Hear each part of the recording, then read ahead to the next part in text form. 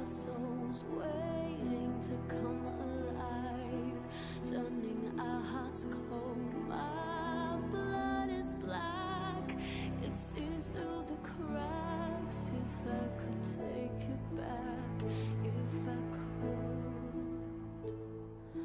Fighting love that runs through our veins is an empty space, a lonely game. I hear you cry every night in my dreams.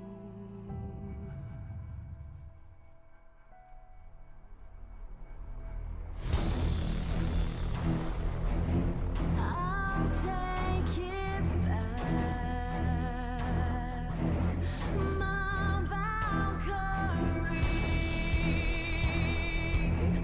I'll bring you home.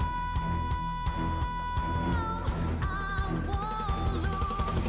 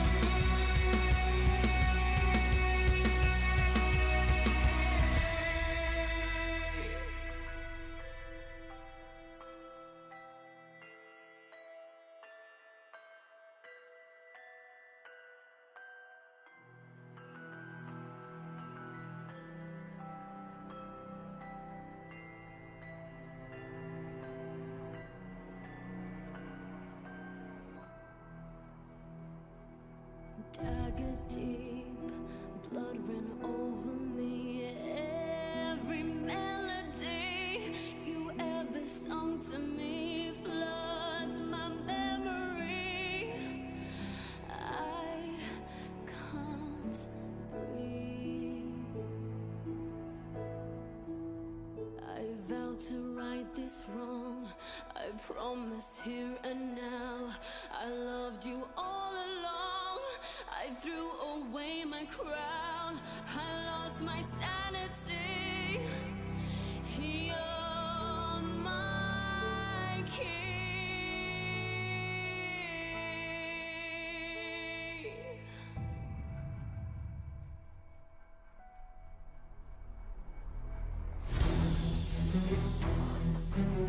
I'll bring you back, my Valkyrie. You're coming home. Never lost hope.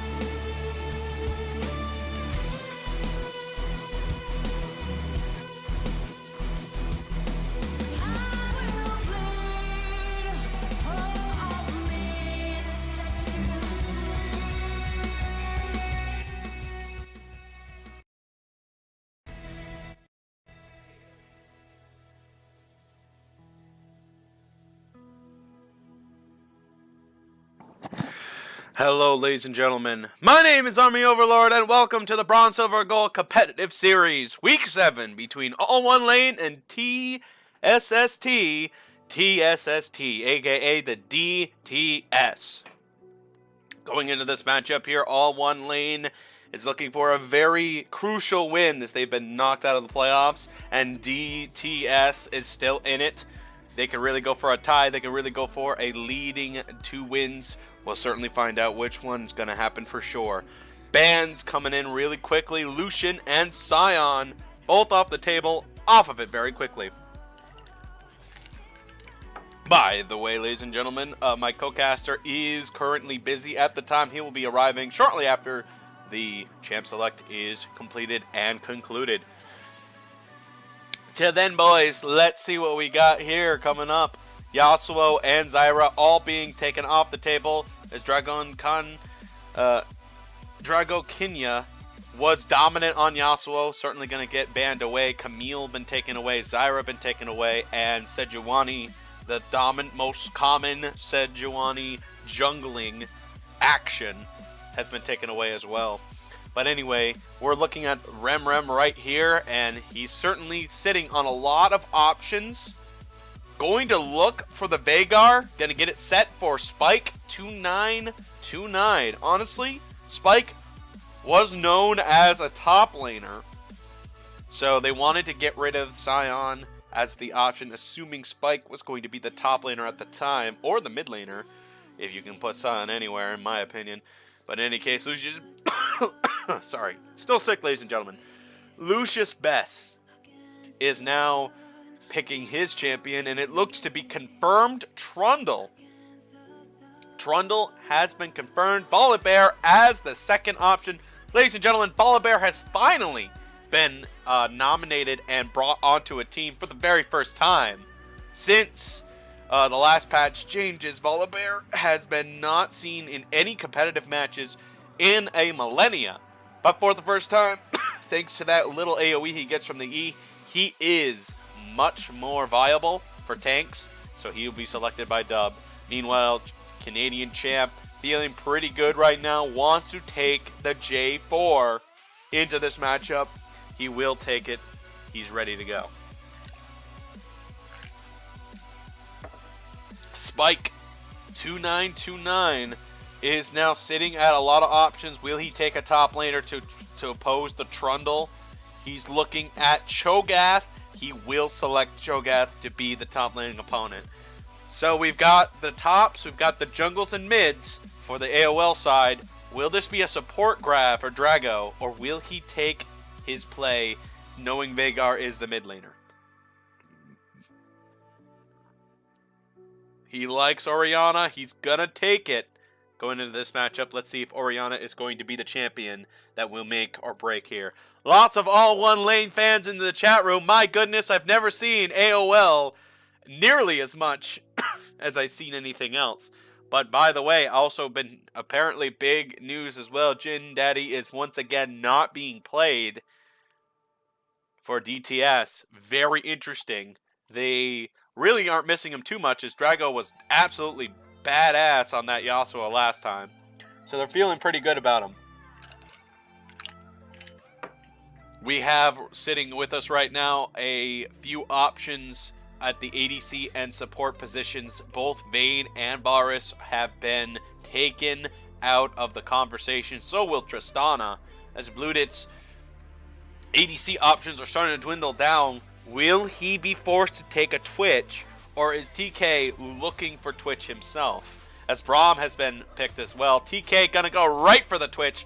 Do not pass go. Do not collect $200. It's time to grab me some rat. And it is one of the most strongest late game range damage dealers that love to surprise champions. Looking for some more Twitch action. And he's certainly making up his mind at the last second. Will confirm the Twitch. And Bludit now sitting with less options at ADC. As most of the late game ADCs have been taken away, he will sit on the Kog'Maw. And because they banned Braum, the 1-2 punch duo is not going to have that chance. And now it looks to be Lulu as the follow-up option here, as Sushi is currently going to be sitting at a couple of choices for himself. Not a many choices Sushi has, but Lulu is a very strong champion to make Kog'Maw even more powerful. I do agree with you, by the way, Omnipotent. You definitely have a good and honest point. Going Twitch into this comp will end up allowing a much bigger, wider plays. But there is one thing in particular that comp doesn't seem to have, and that is a dash. In fact, none of those champions have a dash. They're going to be relying heavily on their movement speed to rush over to the target.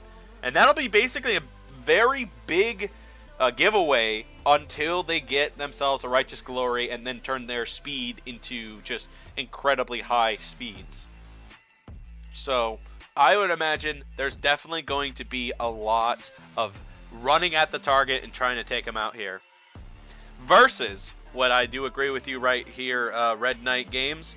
I do agree with you entirely. It is going to be the Protect the Kog'Maw comp with a little Vhagar on the side for extra burst explosive damage.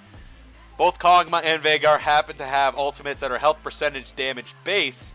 The lower the health you are, the more damage they will do. And that is locked in on all fronts and all sides. Looks to be a very interesting match to come for sure. As I will be shortly waiting for my casting partner to arrive shortly after. He was helping out AllOneLane as the coach. He should be arriving pretty shortly. Going to be waiting right here for him in case he shows up.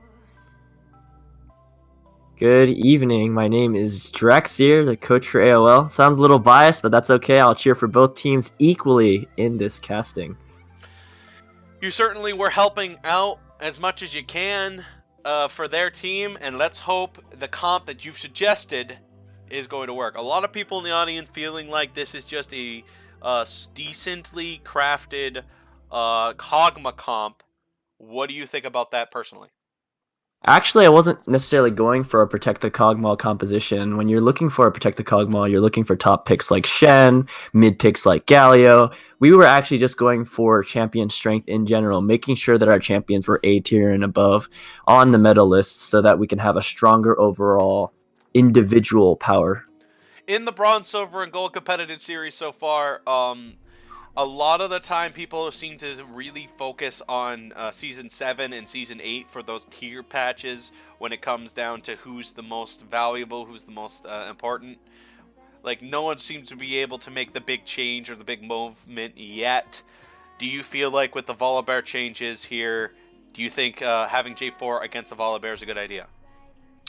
In fact, in the AOL champ pick and bans, I actually wanted him to pick Warwick, but he arrived at his computer a little bit too late and panic picked the Jarvan. Oh. So it should have been a Warwick pick against the Volibear, which is a much stronger matchup than the Jarvan pick for sure. Of course, we've seen the Volibear flip canceling Jarvan EQ as a very crippling move against the Jarvan 4. And Warwick, of course, having stronger 1v1 potential and 2v2 potential in general. Jarvan, of course, being a more mid-game pick with that Cataclysm ultimate.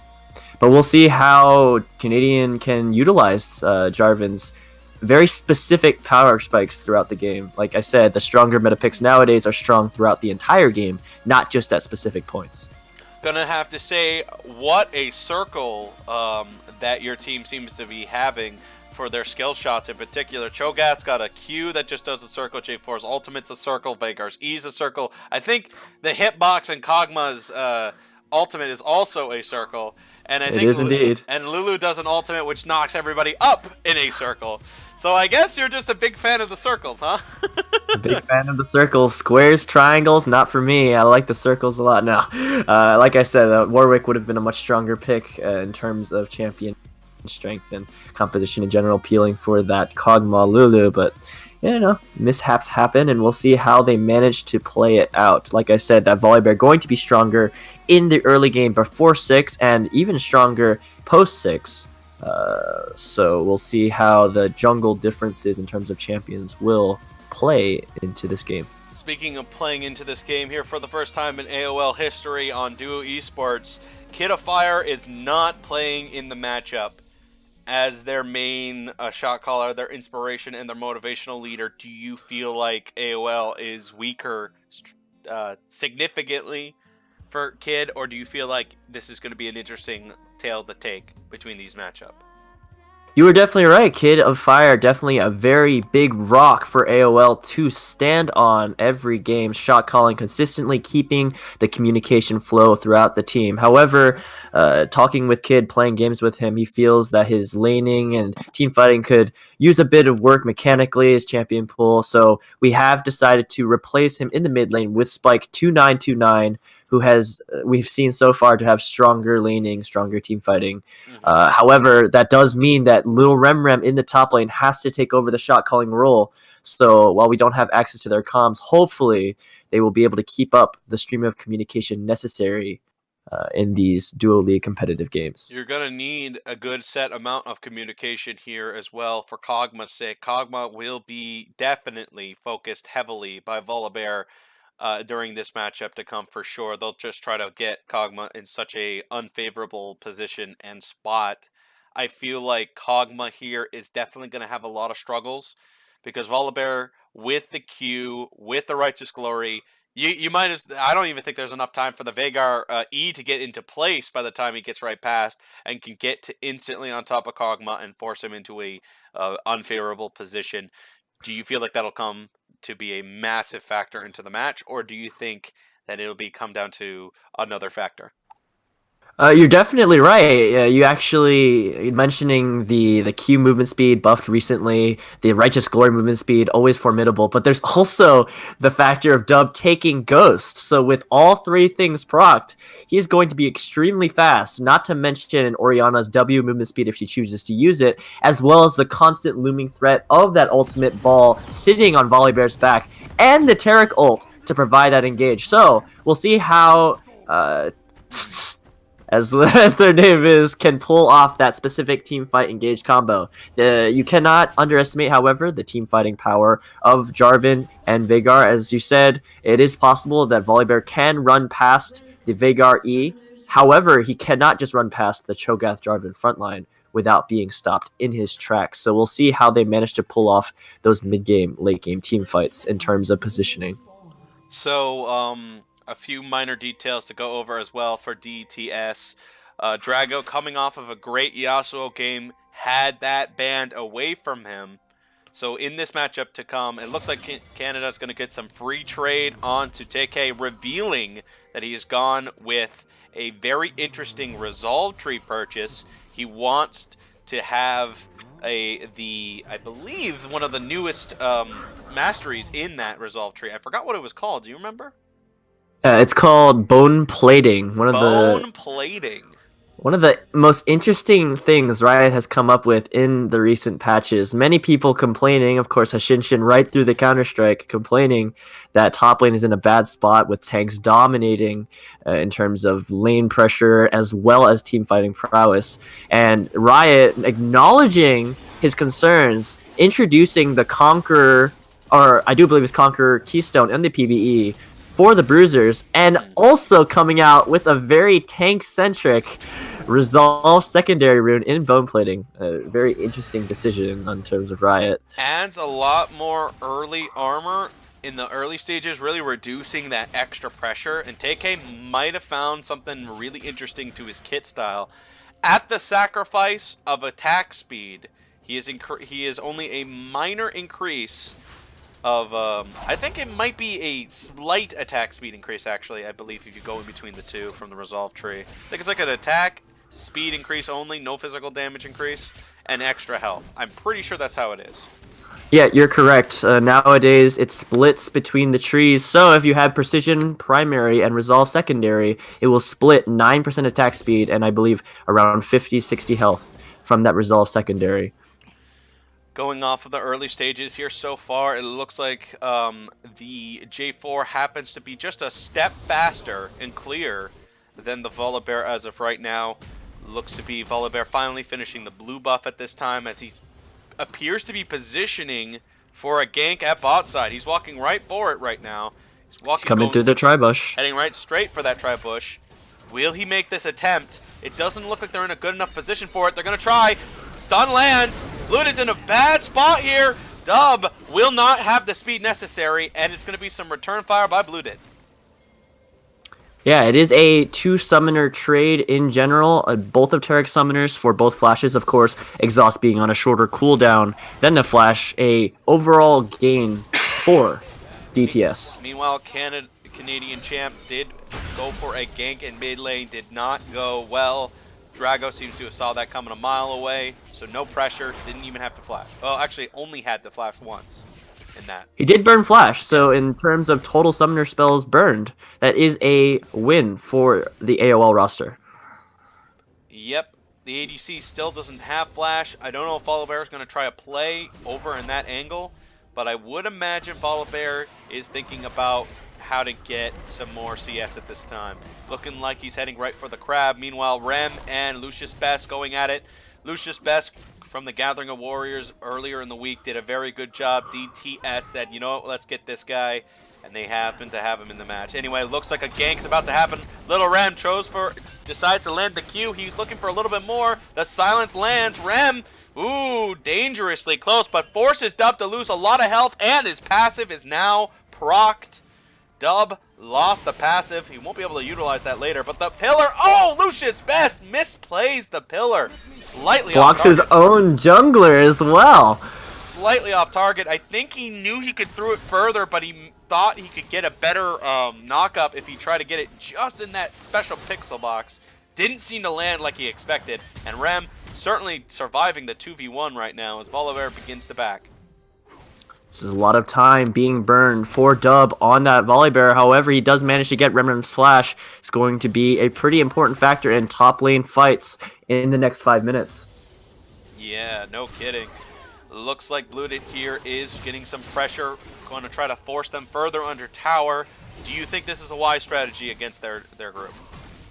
Taric is one of the weakest laners of the supports in the current meta, so Lulu Kog'Maw pushing them under tower, forcing more pressure, is definitely the line of play that they want to follow. All they have to be careful, of course, is the Volibear ganks with no flashes available. Definitely a guaranteed kill. However, Volibear is on the top side of the map looking for possibly a repeat gank top lane. Rem certainly feels pretty confident right now. He's getting close to his level 6, and that is going to give him a good chance to surprise Lucius Best with some true damage. However, Lucius Best's ultimate is very strong and could just keep him in the battle, and that's where Rem's going to have a lot of more struggles. He's going to go for the ult on the siege minion to get his passive going, so he's definitely not considering trying to force a fight on Lucius Best. I think it's a very wise decision, I'd say. Do keep in mind that Rem being at full HP... Ooh, takes the prediction, says he's right there, and he procs the pillar, forcing him to lose out on that. Great decision and great understanding of Lucius Best right there. Completely aware of Rem. Do keep in mind that Rem is full HP, not because he backed and teleported like Lucius did on the Trundle, but actually because his passive sustained him all the way back to full HP. Oh, he got wedged into a corner here. Rem does get the knock up on both. That might buy him a couple of seconds. The ultimate by Lucius Best did come in pretty nicely. Drago is getting pressured in. The ult's now coming in. And Spike will take a tower shot to go, but Drago's pretty low. He does not have the mana for an ultimate, so he's not going to try for it. Actually, quite a large mistake on the side of Spike, not having enough mana for the ultimate, but instead throws the Q, hoping that he can land it. Now has no kill pressure. If all he did was save that Q mana and look for a QR in the next couple of seconds as his mana flow ban kicks in, that could have been a kill on Drago in the next couple of seconds. But instead, he opts to back with both flash and teleport available. Yep, he did have an opportunity to get that play to work. Q mana is like around 50 to 60 for him on stacking up, correct? It's about right around there, 50, 60? Yeah, that is correct. All right, so his ultimate is 100, so therefore, yeah, it just a small wait. He could have gotten Drago to feel a little extra confidence, hit the flash, hit the ultimate, get an auto in case that doesn't kill him, and then get the job done from there, because I don't think Drago, Drago's still off of the flash, so that would have been a kill. Bit of a small missed opportunity on his part. But the game remains killless so far as we reach the 8-minute mark. Quite a bit of action for the lack of kills. 3 ganks, 4 ganks so far, 2 on each side have gone down. Summoners burned, but no casualties as of yet. And it's been really good for their chances so far. Trundle now looking down. He's going to walk right into a control ward. He just finds it. He's going to go ahead and clear out the Scuttle Crab to get some extra farm while this bot lane continues their pressure game. It's a bit of a misstep from the AOL roster. They know that Rem has the teleport advantage, not having any wards for him to teleport to.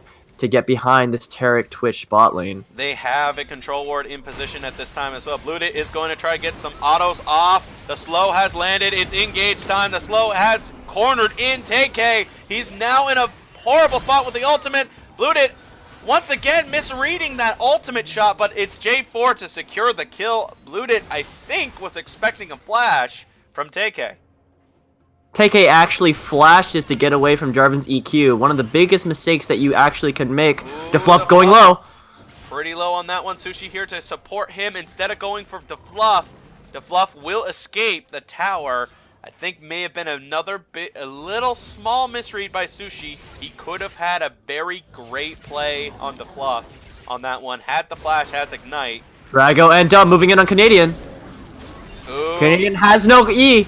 Nowhere to go, ends up going down rather quickly. Unfortunate for Canadian champion. He just did not seem to know where to go, and by the time he realized he had nowhere to go, it was already too late. He actually flashed to get the kill on TssT, perhaps not necessary with Bludit being able to pick that up himself, and then used his flag to cancel Fluff's recall. So when the Volibear converged on him with the Ghost active, he had nothing to get away. Yeah, Pete's definitely trying to, he wanted a play to happen, but certainly did not really work out like he intended. So far, the audience, big AOL fans so far, they are seeing their members go 1-for-1 so far. Spike almost gets overwhelmed, and Drago is about to get 3v2 situations between Dub and Drago. The knockup actually does land. Dub's going to get wedged into a spot, and there's the ultimate. Pow! Takes the blue buff away. A very nice timed teleport from Remrem. However, Lucius did have the counter teleport, deciding not to use it. Reminds me of Fridge from a week ago. No flash.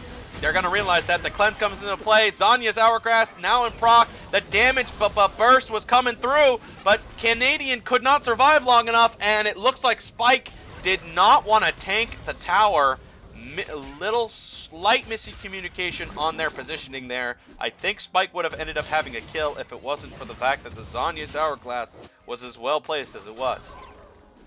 It would have been very close if they traded aggro. Perhaps, if gone a little bit wrong, Drago would have gotten the double kill. So I think the safer play might have been correct there. They should have known that the Hourglass was there and played around it. Certainly. Note to all of you, if your enemy has Hourglass in their inventory and it is active after the 10-minute mark from the inspiration tree, play around it. Dub here is going to try to stop Veigar from getting a free combo on him. Veigar will push him into the jungle, but it looks like they're going to run right into it. He will use the Blast Cone, and that's honestly a very strange engage that was. Now Volibear is in the top half of the jungle as we look at the bot lane. Sushi trying to make some trades onto TssT. That damage is pretty decent, but it's going to be some trading back. While at the top side, Rem is about to 1v2 again as he's racing as far away as he can. He gets a proc of his passive. Canadian is still trying to get into position, but there's absolutely no chance will he be able to get out of that one. Too much burst, and they had him wedged, body blocking him into the corner. Remrem actually burned Flash in the gank at the mid lane, so having no way to get out of that. Canadian is now being chased by Dub. He needs to just get a little closer. The Ghost will come into play. Dub's damage, it might be enough. He will burst him from the W, taking advantage of the fact that his opponent had low health and used it at a very strong point. Takes him down with a big burst damage. That is first tower blood going to the Volibear and Trundle of the DTS top jungle players. A big boon for their team. One of the most strongest part of Volibear's kits that I've personally come to love is he has an execution from his W. And it is also an attack speed increase as well as you do so. So that's just amazing amounts of just pressure you can instantly put on somebody, and you can really make them worried about how low their health bar gets, because you can just take them off of the map if they get just close to that 10% of their health bar mark. Tarek actually backs in the bot lane for DTS. It's going to be a lot of pressure for this Twitch if the AOL bot lane pressures him. Unfortunately, they do not. The tower falling down earlier for Trundle means Lucius Best and Volibear will be the ones to secure the first blood on the tower. The lockdown again, they're going to be some wombo de combo, and bye-bye. Here comes the cannon shot by Spike as he takes out Orianna cleanly. Great job by Canadian to make those plays work very simply.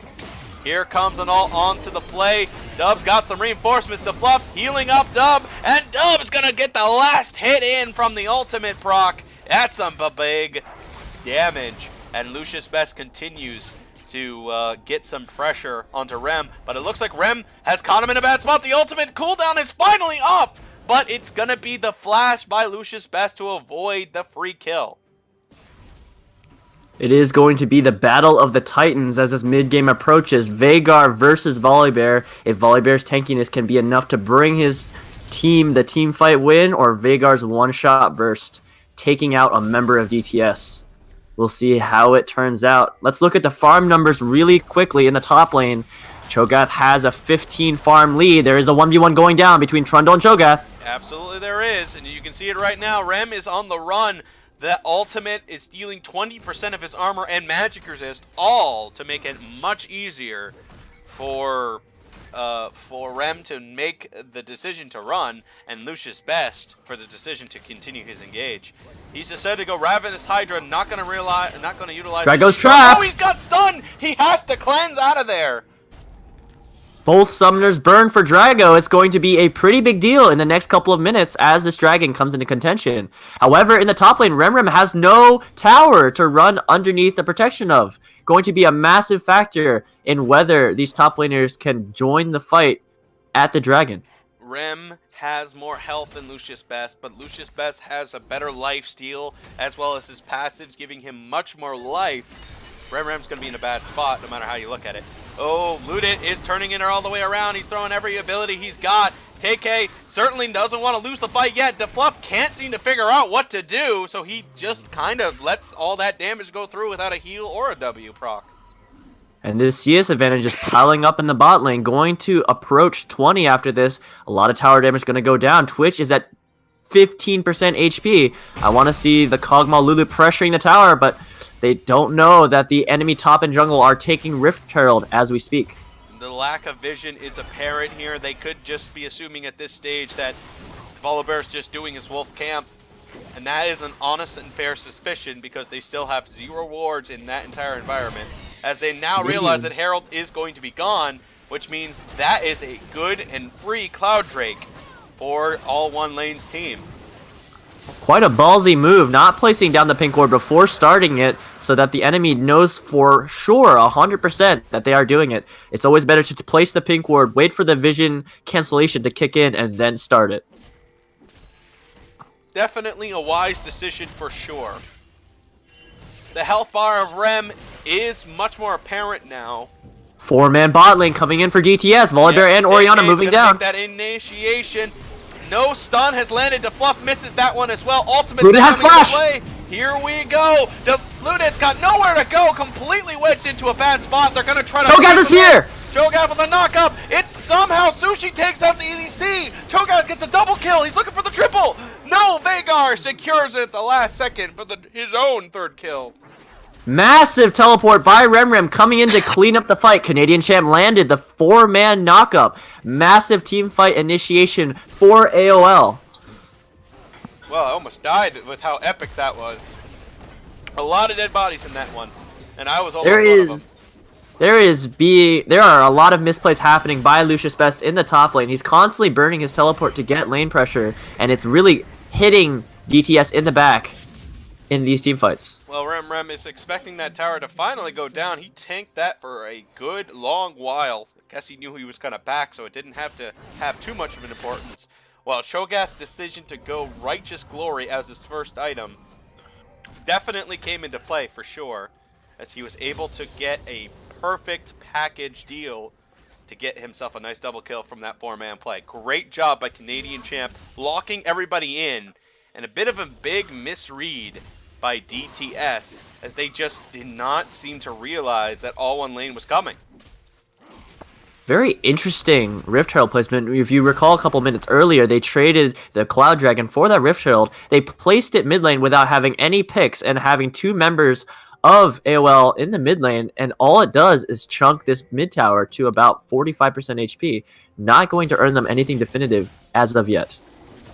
Well, it will be something they'll have to work on in the future. Orianna still trying to get some extra proc. Lucius Best, I think, may have pushed his luck here a little bit. He's trying to try to get out. That's some big damage. Lucius Oh, the auto attack! Oh, the auto! I didn't even see it. And I don't think Lucius saw it either. He goes down. Takey invisible. Canadian engages onto 3 members of DTS. Yes, he does. And Drago barely staying alive. The champion is going down. Canadian champ will not be able to take even a single member out. And Spike's got no way to peel himself. He does get the stun to land. He Zanya's it. But it will be Dub easily taking that tower. Rem comes in. He's speeding up. He does not get the speed in time to get into position to get even 1 member. And the bot lane will not make the rotation as they take the top tower at the fall of mid tower. A massive misplay from Canadian by champ. Rem. He's feeling pretty good right now. Gets an auto off. Dodges the stun. He's looking for TK. Here comes everybody back in. And somehow Dragon's got all of his health back after all. Rem has flash. Health. Rem is in a bad spot here. The slows are starting to come in. It's not enough. He does hit Volibear and Volibear alone as he manages to get out of there. Veigar, you got him pretty strong right now. What do you do with him, in your opinion? Veigar definitely has one of the strongest zoning tools in the game with his E. What I want to see is a 5-man siege sometime. However, it's going to be stopped by Lucius Best split pushing on that Trundle. And keep in mind, as this game goes on, and Rem did lose the CS advantage that he had initially, Lucius is going to slowly gain advantages in that 1v1 matchup. And that very slow change might be something catastrophic for the chances of DTS. Absolutely. It was a very massive misplay from Canadian champ, EQing Jarvan's only mobility tools into the enemy, not knowing where Twitch and Tarek were. They're trying to clear out some vision here, and Lucius is going to try to take Lucius advantage caught. of something. It's some knockups, but he does not get held down for long. The tenacity, plus the fact that he might be railing some extra Canadian tenacity. stunned. Yep, Canadian is going to throw himself into an ultimate. He's going to try to get what little burst he can. It's not enough, but they will be able to take out the Twitch on the side. Little Rem takes him out with an ultimate. He wants some more. He will get the stun. Tarek knocked out. The knockup. The Fluff is racing as fast as he can out of there. Dub is getting some more pressure as he uses his E to get the slow and the knockback. It will disengage the fight. 1-for-1 trade on both sides. Very interesting positioning from the Twitch there, not really reading what his teammates were trying to do, contesting Jarvan's vision clearing, gets caught out on the side by Rem with that Righteous Glory. As you mentioned earlier, that first item buy going to make him very scary in terms of picking. The tower will now fall as they will have no time to get there to stop that inevitability. And now every first tier tower on all lanes has been destroyed. 3 tower to the 2 tower advantage. And AllOneLane happens to have the gold lead for now at 2K. Let's take a look at where that gold is going, however. On AOL's side, most of that gold is in the hands of Spike in that mid lane. 30 CS ahead of the Orianna, 4-1. I think it's going to be more impactful than Volibear having that 5-2 on a tank. Not necessarily going to be able to kill someone in the upcoming team fights. Very scary for DTS.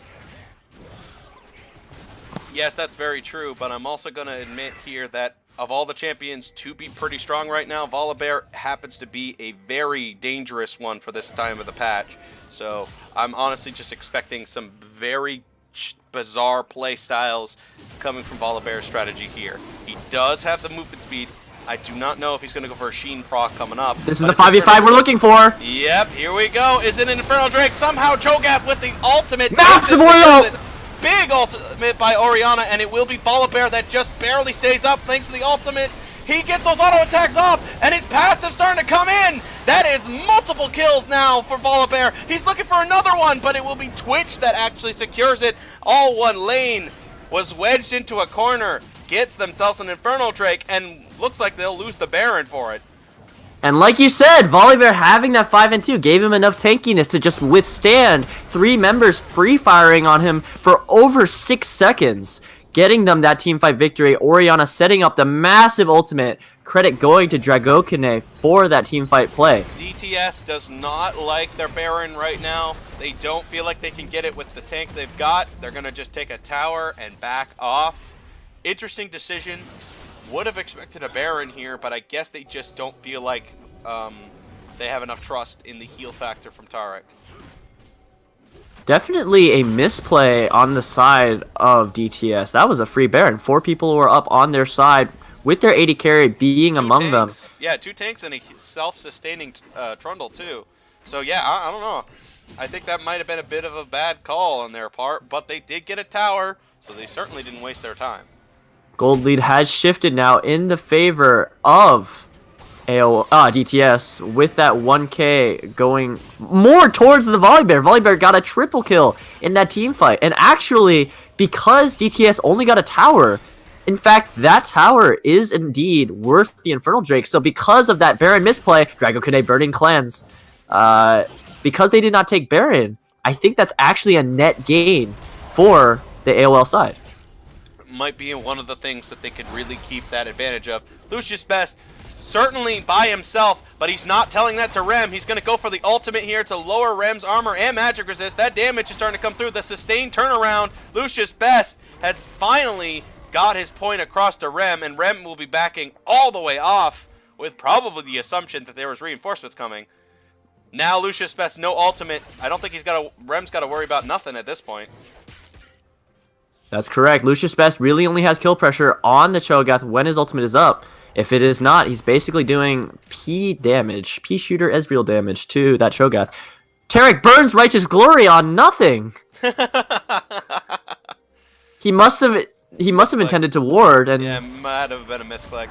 Lucius Best versus Remrem in the bot lane. Let's see how the matchup goes now that Lucius has no ultimate. Will be sustained. That seems to be working out for him. He's no longer in the Lucius W. gets hit by the knockup. Remrem has ultimate. This is going to be very close. He's looking at it. Lucius Best's pillar is going to be coming off cooldown soon. The knockup's still in the play. Oh! Or he misses ultimate. Volibear has burned Ghost. AOL is responding, but it's just too slow. Yep, I think that was honestly a big misread of AOL there. There is absolutely no chance Volibear was not going to take out Remrem in that situation. I don't know. I think they could have been a little bit more shoving in the mid side, maybe even get some Baron pressure. Kind of a big misread on AllOneLane there. They really should think about trying to get some objective rotation. It was an unfortunate timing of that colossal 1v1 for both teams, as both teams were not in position to punish it if it went either way. Well, the Fluff certainly spots out a ward. They're certainly waiting for anybody to accidentally walk into the area. It's a death push. Yep. Here comes some lockdown. The Fluff flashes out. He will be locked into that ultimate. Ult's going off now by DeFluff. He survives. Immortality. How long will it last? Just long enough for him to get out, apparently. That is Tarek ult burn, one of the biggest team fight capabilities that the DTS side have. Let's see if Canadians' Jarvan 4 ultimate is worth the trade. Volibear has had his pressure, and he's certainly doing a really great job. But so far, his team are just a step behind him when it comes to damage and bursting. TK, oh, Lucius! Oh, yeah, that did not work out for Lucius Best at all. Unfortunate. Do keep in mind that Jarvan 4 ultimate is strongest against carries that have no flash. So if he saved that ultimate a little bit longer for someone that they knew did not have flash on the DTS side, it would have been a guaranteed kill. Show still on the split. DeFluff was now inside the baby cage. The stun actually does land. DeFluff will not be fully committed on because Spike already got the trade off in the first place. Rem still not going for the push. Lucius Best has no way to survive other than Canadian walks right by Volibear, doesn't see him. Rem is getting collapsed on by 3 people. Yes, he is, and he's got nowhere to go. J4 is going to try to go to his rescue. Yep, they're picking him off. Rem is going to just accept the fate of what is given to him. Going to buy him a couple more seconds, but it's not enough seconds of time. Right now, TP now coming in from Lucius. It is going to be AllOneLane trying to start up the Baron. They're going to make some big damage. They have health percentage damage from Kog'Maw, and it's certainly coming through. 4,000 on the Baron. Finally, Lucius Best gets in there, but he won't be able to 3.5k! get there in time. Oriana has ultimate! It might be enough. It's 1,000. Oriana lands! Finally stopped hitting it. The Baron's at 900. And it looks Jarvan like secures it! Will get it with the smite, but it looks like Lulu will go down for the trade. Bludit does go for the flash. Dub is way too fast. There's no way Bludit's going to get out of this one. He goes for every auto attack he can pull off on the kite, but he will go down, and that is multiple members going down. J4 saves the Baron, so good on him. There's massive mistake from the AOL side, standing still when hitting the Baron. If you move while hitting the Baron's tentacles will not hit you, as they are skill Flash shots. now comes into play. TK, it was isolated, now has some reinforcements coming in. Canadian certainly looking like he's playing a little bit of hockey because he's getting right into the face. Rem's here! But here comes Rem to the rescue. He's getting now wedged in by 4 members, somehow staying alive through all of that. That tankiness is insane. Zanya's now in play. 2v4 is looking for a bite. He gets 1 bite. He gets the knockup, hits both of them, and gets the silence to take out the ADC. He's still running after Drago. The damage, he needs to get into range. He couldn't do it. He does get the knockup, but he sacrifices himself for it. The 3 for 2 for DTS. Definitely not worth it considering they had someone with Baron buff. Now no one with Baron buff. Baron completely gone to waste. Yep, they wanted a little bit more and they just couldn't seem to reach it, so they put every resource they could to get it. And now the Baron they just got is now unfortunate, because it does not seem to help him out here. It looks to be a free Baron for, yeah, this is all but free. I don't think that Dub is going to let this go. They're going to pull it out to make sure Cog has 0 chance of hitting the ult on it. The Dragon's going back. Resets! The Dragon on the reset. Cog was got a chance. It's not going to be a big enough chance. Dub's not going to let that go. He will smite to guarantee the Cloud Drake for DTS.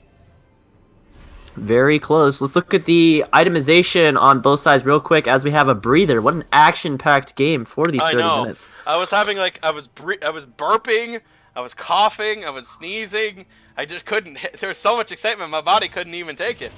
Sorry about that, Doki. I was just dying real quick. That's where the shot calling was.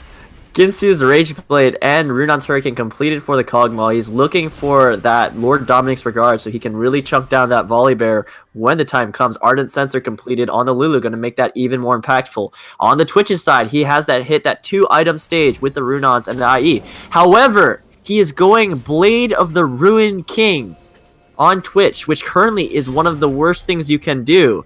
Blade of the Ruin King is in a terrible item state right now because it does percent HP damage, but the percent HP damage that it does is physical.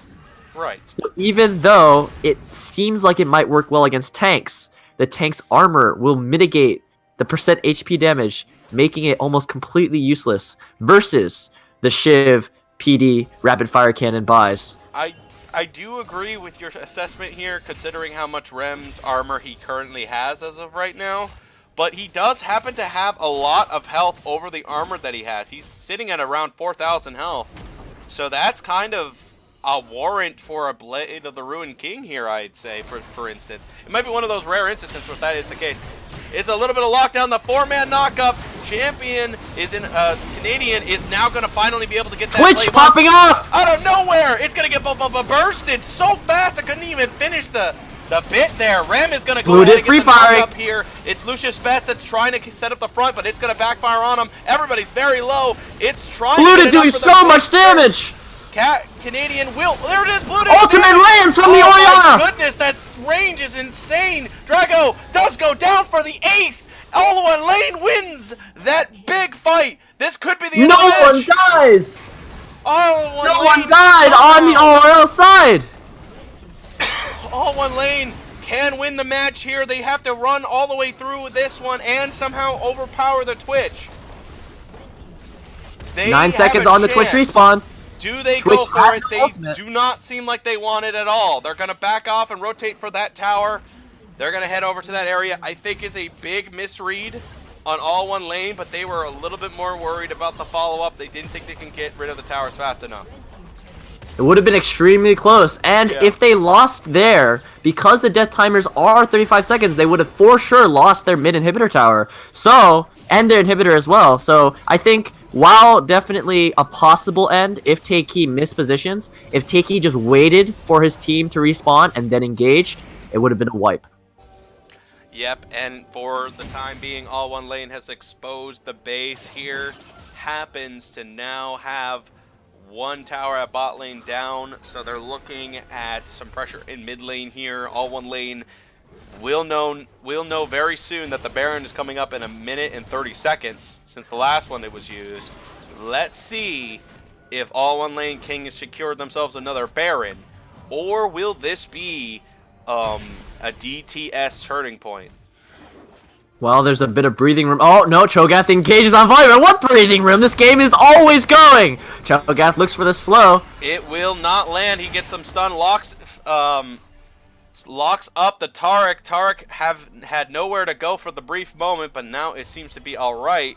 The pressure did work. They're going to have to wait for the next play for sure to see where Cho'Gath goes. Bot lane is now with a couple of minions. They're making the rotations to top here as the Baron is going to come up in 1 minute. AllOneLane and DTS cannot allow each other to have a Baron right now. Neither side can give up a Baron. You're absolutely correct. There are a couple of things that went into that last team fight. Let's talk about it really quickly, see if we can get it in before the next team fight. Twitch, with that engage, did a lot of damage, and in fact would have won his team the team fight with that flank if he had flash available. But because he didn't, that he was able, the AOL side was able to quickly lock him down and kill him before he completely wiped their team. If he had flash to dodge their abilities, it would have been a complete wipe. Look at the engage. Yep, and it looks like this could be the last one. It is going to be Rem going in with the ultimate on Orianna. KK is almost untouched. Champion tried to get into the back line to get that spot. He did not make it happen. Rem is going to get some autos off. Two members of DTS have gone down. Sorry.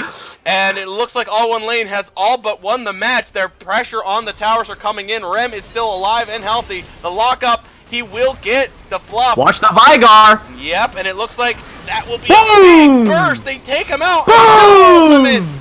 And AllOneLane has managed to win the fight of their very first one, all without Kid of Fire. I can't believe it. The Nexus is now going to be pop, and AllOneLane has won the first match. Oh my gosh, what a game. Non-stop action. Couldn't even analyze what I needed to analyze. No. Oh. No way. Could not even analyze. There is absolutely too much intensity going on right now, folks. All right. Have a bit of downtime here before the next game. Let me finish my sentence. The Twitch with the flank, if he had flash available, would have been able to wipe. Orianna's itemization with the Rylai's, a massive misstep. Zhonya's okay in certain situations. However, with the Rylai's buy, not able to actually kill anyone landing these big 3-man ultimates. It, in fact, tagged the Kog'Maw in that one team fight near the blue buff of DTS, but wasn't enough damage to straight up kill him. If that Rylai's was a straight up damage item and not an off-tank item, he actually would have turned the fight for DTS, but because of that itemization mistake, they lost the team fight. Another mistake coming in from Dub was the Thormail buy. The only sustain on the side of AOL was the Cho'Gath, and he sustains off killing minions. So in team fights, there is no healing whatsoever on the side of AOL. Right, and the auto attacks from Kog'Maw were not sustained, and it does get a little bit of trade back, but with the fact that he does have the Hurricane going, he'll just be healing off of other targets, as well as he autos them through. So, yeah, honestly, just seemed to be a really good job by AllOneLane for the fact that they didn't have Kid of Fire. One very important thing I'd like to go before we head right into the graphs here. Crowd control score, 103 crowd control score by Cho'Gath. Woo! Remren definitely doing a great job. 3. I have never seen a number that high. I didn't even think a champion could get a crowd control score of 103. But that is impressive. My goodness. I've never seen it that high. Let's take a look at the damage charts. Yes, we should. Veigar here with the most damage. Cho'Gath following up with the second place on that damage. And Kog'Maw hitting the solid third place in the damage of the whole game with Trundle going 22,000 on his damage, the Twitch going 22,000 on his as well, 22.8k. Trundle doing 22.4k, and we have Oriana 21.4k as well. And it did come back to bite them. Like I said, the gold going on to Volibear, not necessarily going to be able to win them these late game team fights, only showing up for 17.5k damage overall. And very impressive numbers despite that for Cho'Gath and Kog'Maw. You know, Bludit has been having a lot more struggle damage-wise going into this match. Going prior to this match, he was struggling quite a bit. He certainly found his groove in Kog'Maw in this matchup. Everything seemed to went really well for him. Let's go on to damage taken and mitigated damage as well. Damage taken here, Cho'Gath will edge out the Trundle in both damage taken and self-mitigated damage. So very solid job at the front line for the Cho'Gath. He certainly, statistically speaking, did his front line play really nicely and survived the fight. And that's very valuable. Absolutely. If you took a closer look at those team fights at the end, what happened was the front line of AOL, Jarvan and Cho'Gath, Jarvan building full tank, of course, with that Cinder Hulk, were able to survive the Twitch and Oriana longer than the Volibear and Trundle were able to survive the Kog'Maw Lulu. The damage taken 39 for J4, which will be slightly less than the Trundle, but will be more than the Volibear. So despite Volibear being that frontline engage, team fight wise could not seem to have the pressure he was looking for during those fights. The last fight in particular, it was really wedged into a nice tight area, which is where, you know, Twitch and company happen to be pretty strong. But that's also where Cho'Gath is very good too, because you could get those knockups into play. Certainly damage-wise, he took a lot of it, but he could not seem to dish out as much as he was looking for. We take a look on the vision score and Ward's place for the final thing we'll check. Vision score by Lulu, 89. Sushi here, getting back to his statistical average of being ahead of his supporting opponent.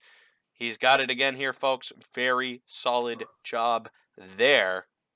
We'll take a look at the Ward's play shortly afterward. J4 with a mere 7 Wards placed, but had a vision score of 41 out of those 7 wards. So definitely clearing a lot of wards. Let's see. 35, 41, 42. So that's 6 times the amount of the ones he placed. That's about 6 times. That's crazy. That's a big number. It is quite crazy. Yeah. For the fact that he only placed 7 of them, that's pretty crazy. Let's see if he'll play some more, or maybe get even a bigger vision score by the end of the game. For sure. And I do believe we are going to be moving into the second match in a moment, so I have to check in with the AOL squad. So for now, I bid you adieu, and I'll see you after pick and bans of match 2. Right, you are, and I will go ahead and get the matchup lobby and going soon enough. So thank you very much for watching, everybody. Love the big audience we've got so far. Love all of you. Hope you guys can drop a follow. Much appreciated if you do. We will continue with our regularly scheduled program in a very brief moment, and you'll be seeing the game coming up in a brief moment. See you guys soon enough. Thanks for watching, everybody.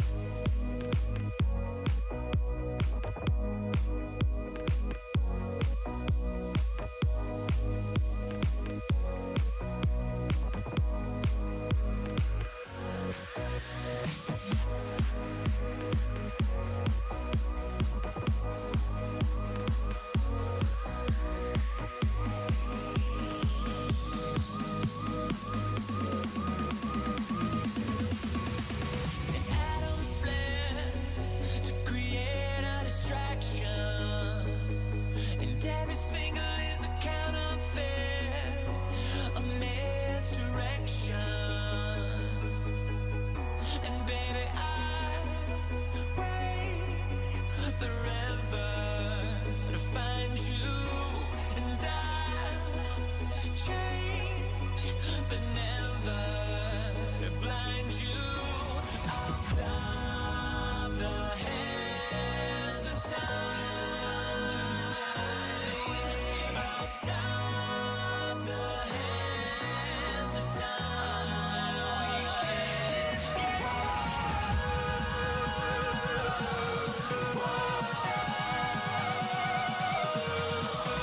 I'll stop the hands of time.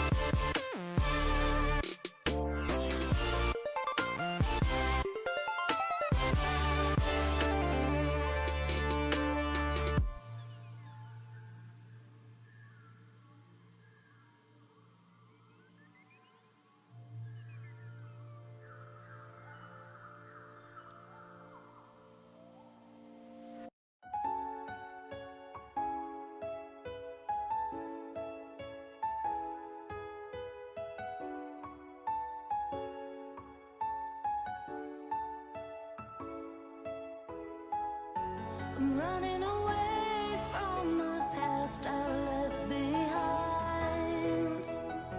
I'm looking for answers, but I'm blinded by the light. I'm lost in the music, can I stay here for the night? I promise I'll be gone in the morning, out of sight and out of mind.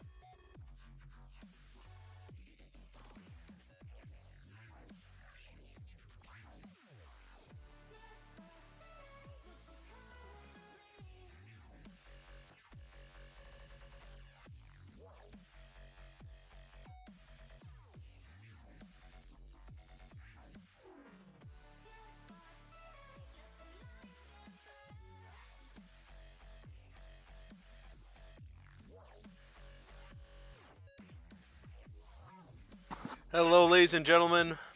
You're looking back at some more League of Legends action, and you're seeing the countdown go down so quick, so fast, that it is time for some more League of Legends gameplay. Let's get right into this one, folks. TssT was surprised by last game. They were not expecting a surprise. They were not expecting an out of nowhere. They were bamboozled as they had AllOneLane come out of their woodwork, dominating in every aspect of the word. They managed to win the game. AllOneLane's victory here is a good hope, for they may have a chance to knock TssT into a troubling position, while at the same time helping AllOneLane climb their way back in. As we have some very important announcements to make here. Both Jin Daddy and Kid of Fire have thrown themselves back into the fire. They want to be the deciding factor for both sides and answer a very, very important question that both of them have. Who is a better mid laner, Kid of Fire or Jin Daddy?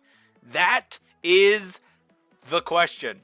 And you, the audience member, will certainly find out, as they only have one chance, one opportunity to prove to each other how skilled the other opponent is. Jin Daddy, one of the most dominating #1 top laners in this league, versus Kid of Fire, fighting for that third spot, fighting for that mid-laning third presence. He's there, he's trying, and he's certainly going to do everything in his power to prove that he can win this matchup.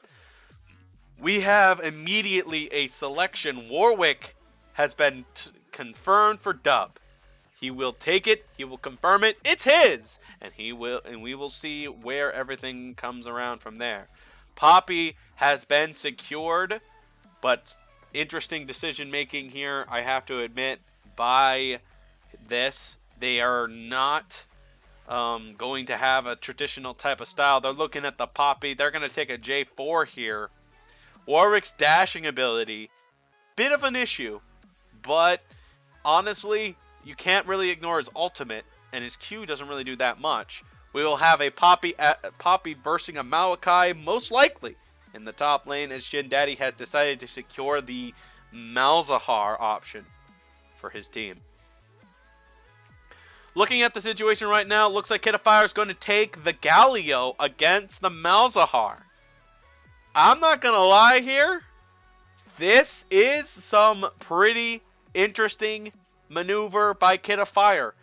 Would have expected something like Brand. Would have expected one of his clutcher champions. But he wants to take Galio. He wants to get the 3-tank system already up on the front.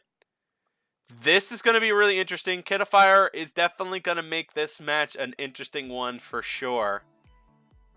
Right now, Malzahar, Maokai, and Warwick have been confirmed.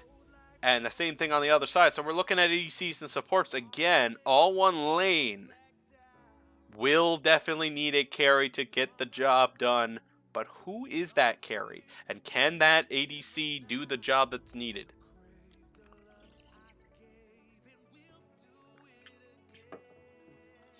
Lucian has been taken away here. The early game choices taken off the spot.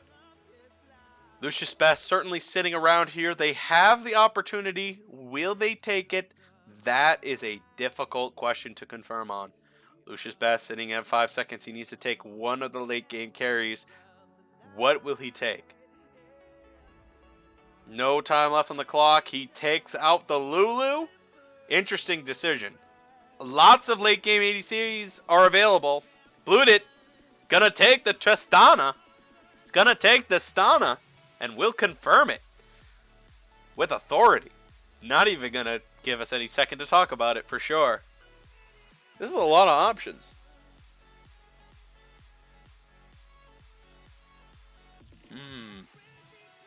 TK looking at the Caitlyn. Feeling the Caitlyn option out. Liking it. Confirming it.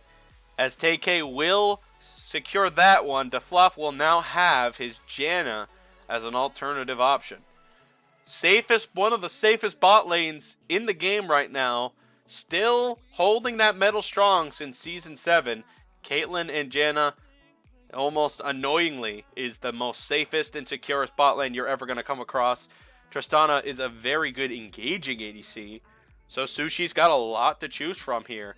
The damage output by AllOneLane is very low. So if I was Sushi right now, I would deeply consider picking something that could turn into something I could utilize in the future. AllOneLane's damaging comp is honestly strategically pretty low. Let's see if that's going to be enough, however, going up against their team. For the first time, DTS has resummoned Jin Daddy to come to their rescue. Is Jin Daddy's damage and playmaking ability going to be the deciding factor? Or will AllOneLane have their win that they have not gotten over in many, many weeks now? Warwick certainly sitting on the ghost here. I don't think Dub's going to confirm it. We'll certainly see in a moment if that's true or not. As everyone's still speculating, still deciding whether who's got the better comp here. I'm looking at AllOneLane. I don't see that a lot of damage from that team. I see a good amount of health percentage damage, a little bit of burst on the top, but I do not see a lot of damage from that team. Let's hope it is going to be enough. As we go into this situation, it is going to be a summoner switch for Dub. He will have a flash instead of the ghost. And it looks to be an interesting one, Tristana with Nami. I don't know. I'm looking at AllOneLane's comp right now, and I am not sure why they would want to go with something like this. It just doesn't seem like the damage is well placed. They're putting it all onto Bludit to do the job necessarily, while Caitlyn and Janna are going to be as safe as spot lane down there. I don't know how this is going to work out. Let's hope my casting partner will be arriving shortly to give us some details.